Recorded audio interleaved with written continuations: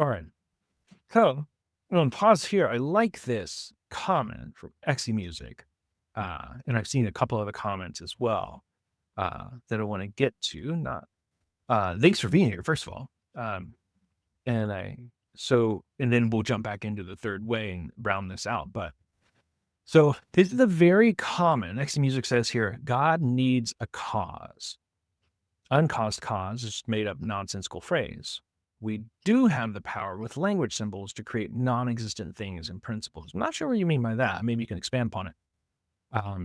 I don't think uncaused cause is the made up nonsensical phrase. Let me address that first, then we'll address the first part. Because this is the idea that, again, just following logically, like, feel free, if you don't like the conclusion, go up to one of the premises and tell us where the argument went wrong, right? I'm not saying that it's like a prove it. I'm not trying to be a jerk about that, but I'm saying this because we arrive at an uncaused cause, not as just this arbitrary thing that we like to throw around, this phrase that we like to throw around. It's because it's logically required based on the steps that we took to get there. The causes cannot proceed into infinity, from infinity into the past. It had to start somewhere. It had to cause other things. That's what we mean by first cause. And if it's causing other things, it's the first one, that means that it had to be uncaused. Well, why would it be uncaused? Because if it were caused itself, it would keep going and keep going and keep going. It has to stop somewhere. Now, to your first point, God needs a cause. That is a very, very common criticism. Who, or let's say what, caused God?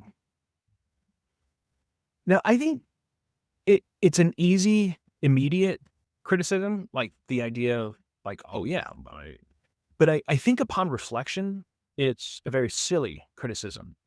Not to say that you're silly for thinking it, because I think it's a very, very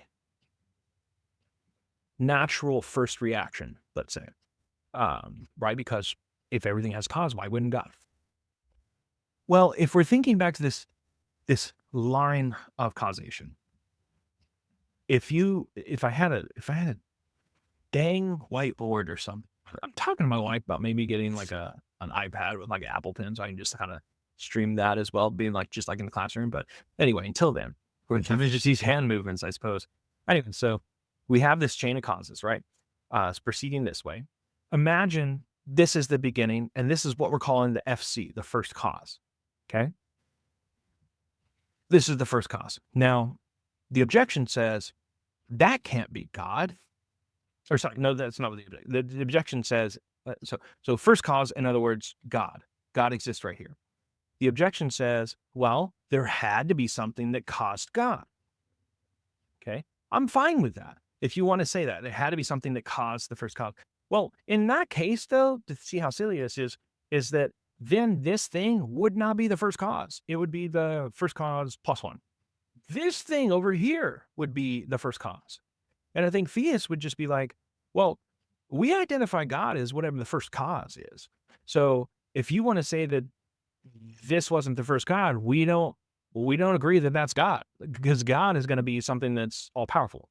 God is going to be the origin of all these causes. Okay, well, if this has a cause right here, so this is going to be the first cause, and you're going to say, no, we're going to keep backing up.